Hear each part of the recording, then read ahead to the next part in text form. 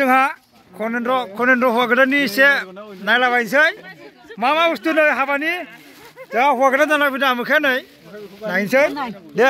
unboxing खालामदो मा दं नायनोसै दे नायखागोन दे वाव माथो गिलाससो जागोन नोंथां जागोन मोजां गंसे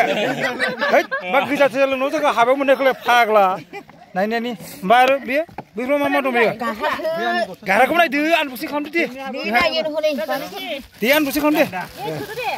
दे गान्दानि हाबायाव मोननाय दे नायनोसै हा नै जोंहा बिथाङानो हौवा गोदाना नै नायलाय नै आच्छा आसोल बिखुनजोखौ माबायदि खोनबेसे खुलुमबोखो ओइ दाना हलाय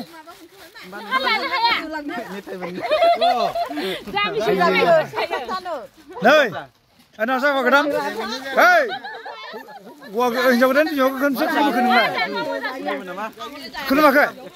100 बार आयु नै जेरै बिथां 100 बार खुलुमबाय नै हिन्जाव गोदाननि बिमाखौनो बिखुनजोखौ आरोना